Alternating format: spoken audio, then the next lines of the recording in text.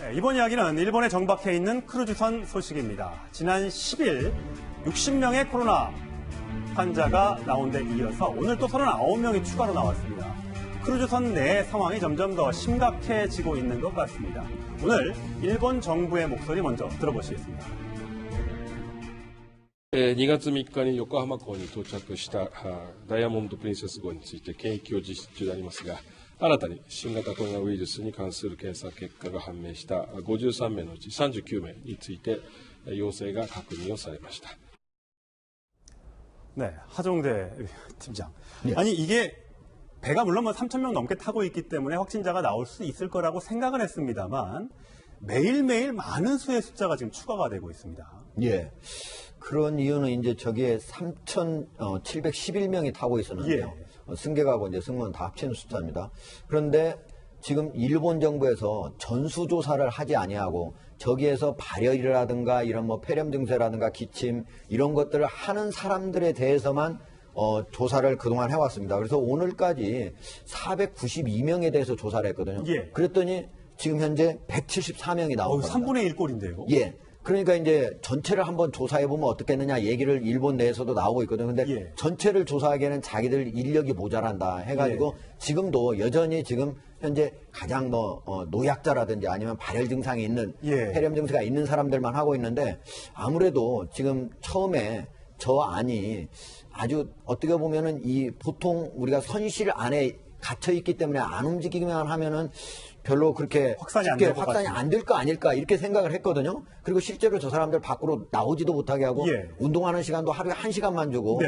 거리도 한 1.8m 뿐이 안 주고 있는데도 그럼에도 불구하고 워낙 복도가 좁고 한 번씩 왔다 갔다 하면 거기에 제가 보기에는 비말이라든지 이렇게 기침을 했을 때 나온 거 이런 것들이 묻을 수 계속적으로 거기에 떠다니고 있어가지고 저렇게 되는 거 아닌가. 네. 지금 현재 왜 그런지에 대해서는 오히려 지금 일본 정부에서는 그냥 비말 확산뿐만 아니고 혹시 한번 기침하면 한 10m까지 계속 갈 수 있는 에어로졸까지도 예. 어떤 확산의 원인이 아닌가 예. 이렇게 의심을 하고 있는 상태입니다. 오죽하면 미국 CNN에서는 이 배를 떠다니는 바이러스 배양 접시 이렇게 표현을 했을까 모르겠습니다. 자, 전별 교수. 지금 잠시 나가겠습니다만 공기 중을 통해서 바이러스가 멀리 퍼지는 2m의 비말 접촉으로 퍼지는 게 아니라 한 10m 넘게 날아갈 수도 있는 이런 가능성이 있는 겁니까? 일단 코로나 바이러스의 특성상은 지금 감염 경로는 비말 감염입니다. 예. 따라서 그 에어로졸 감염 같은 경우들은 우리가 이제 과학적으로 근거가 없다 지금 이렇게 얘기를 하고 있는데 예.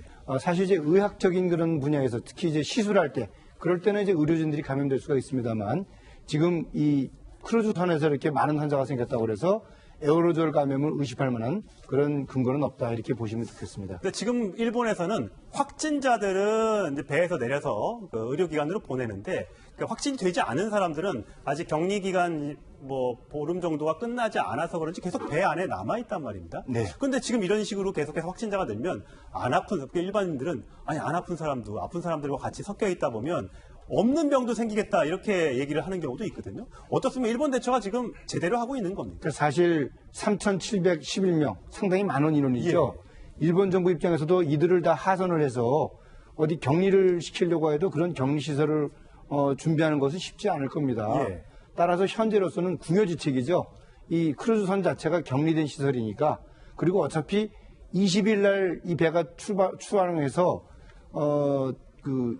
3일 날 이제 확진 판정을 받고 통보를 받았으니까 그 기간 동안에 충분히 다 그 오염될 사람은 오염됐다. 네. 그래서 그 사람들만 일정 공간에 격리를 시킴으로써 그 이후에 추가로 나타나는 사람들을 분배하는 것이 예. 지금으로서는 가장 효과적인 방법이 아니겠느냐 아마 예. 그렇게 생각을 하는 것 같습니다. 예.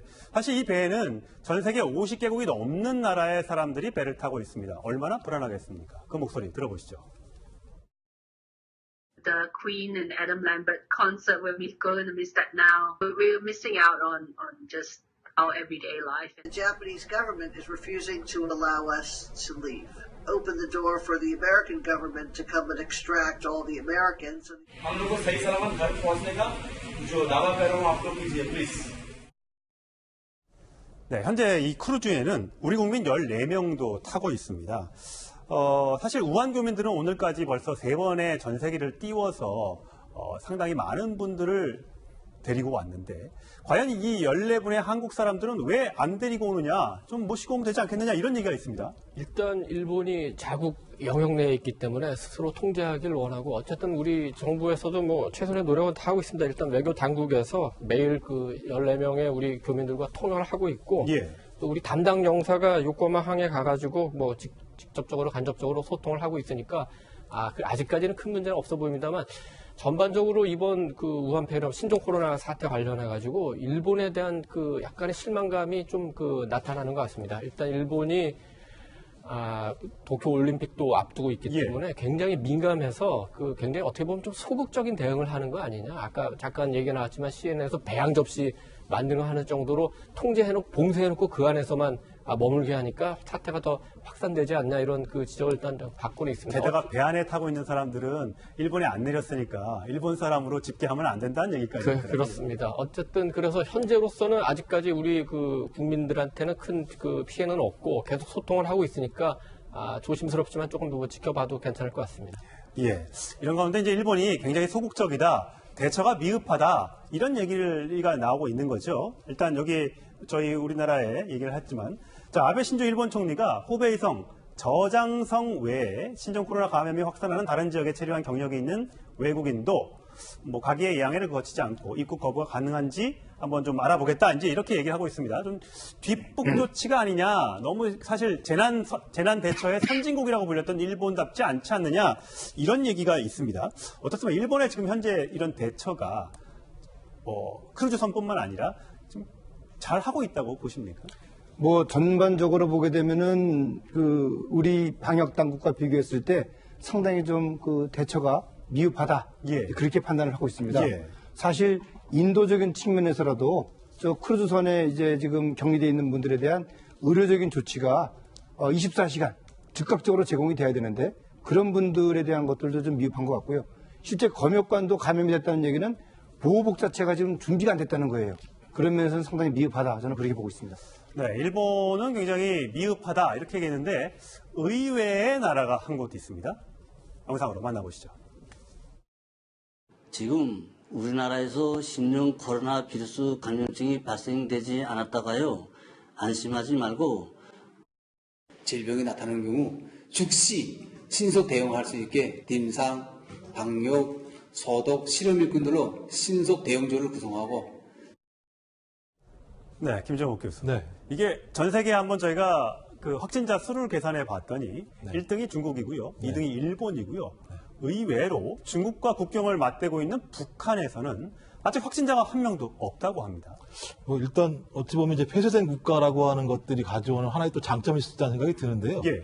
북한 같은 경우는 뭐 계속적으로 예를 들면 탈북자 문제가 많이 발생했을 예. 경우 국경을 봉쇄하는 일들이 반복적으로 벌어졌기 때문에 이번 같은 경우도 마찬가지로 어떤 그런 감염 문제와 관련해서 초기적으로 막았기 때문에 그 자체가 들어오지 않은 측면이 분명히 있는데요. 이제 문제는 뭐냐면 중국 같은 경우도 초기에 이 문제와 관련해서 초기 대응을 제대로 못하는 것 때문에 상당히 큰 문제가 발생하지 않았습니까? 예. 저는 그런 측면에서 북한 같은 경우도 상당히 의료 시스템이 아직까지 제대로 받침이 안 되는 상황이기 때문에 북한도 마찬가지로 지금까지 없다고 얘기했지만 만약에 발생했을 때는 좀 빨리 얘기를 해서 그 문제를 조치하지 않게 된다면 중국과 유사한 상황들이 반복될 수 있다는 측면이 있기 때문에요. 다행히 지금까지는 없지만 그런 부분에 대해서 좀 국제사회가 계속 공조를 통해서 좀 밝혀나가는 게 중요하다는 생각을 하게 됩니다. 근데 오늘 보이스 오브 아메리카에서 평양 상황을 조금 보도를 했는데, 예. 소개를 하면 평양에 마침 세계보건기구 평양 사무소가 있습니다. 평양 사무소 통해가지고 실험용 시약, 그다음에 고글, 장갑, 마스크, 가운 같은 기본적인 장비도 제공하고 어떻게 대응하나 매뉴얼 같은 것도 전해주기 때문에 일단은 관리는 돼가고 있는 것 같습니다. 그런데 지난주죠, 한번 평양 내에 확진 환자가 나왔다는 보도도 나왔었기 때문에 아마 좀 그래도 계속 예의 주시할 필요는 있을 것 같습니다. 네, 사실 확진자 집계는요, 그 나라에서 직접 WHO에 신고를 한다고 합니다. 자기 나라에서 0명이다 이러면 이제 한 명도 없는 걸로 집계되기 때문에 그 수치의 이제 신빙성은 조금 더 지켜봐야 한다는 주장도 나오고 있습니다. 자, 북한뿐만 아니라요, 인도 13억 명의 인구가 있는 인도에서도 확진자가 3명뿐이다. 그 3명도 중국인이다. 이런 얘기가 있어서 굉장히 놀라움을 더하고 있습니다. 하성대 팀장. 예. 더 많을 수도 있다는 우려도 있고, 왜냐하면 이게 좀 비위생적이라는 얘기를 많이 들었기 때문에. 근데 어떻게 예. 이런 일이 일어날 수 있을까요? 예, 일반적으로 인도 하면은 상당히 좀 비위생적이라고 이렇게 많이 생각을 하는데 네. 사실 그 인도에서 지금 3명의 확진자가 나왔지만 그 3사람이 인도인이 아니고요. 모두 중국인 학생들입니다. 예. 그러니까 중국에서 인도로 여행 관광 온 사람들이 거기서 이제 확진이 된 거죠. 예. 그러니까 사실은 인도인은 단 한 사람도 없다라고 볼 수가 있는데 그 왜 그렇게 되는가 하는 거 이제 전문가들 얘기는 이런 거예요. 이게 이제 우리 전 교수님께서도 말씀하셨지 RNA 바이러스잖아요. 근데 바이러스는 일반 세균하고 달리 바이러스는 저온 건조한 것을 좋아해요. 5도 이하, 5도 주변, 그리고 20%에 40%의 그런 습기.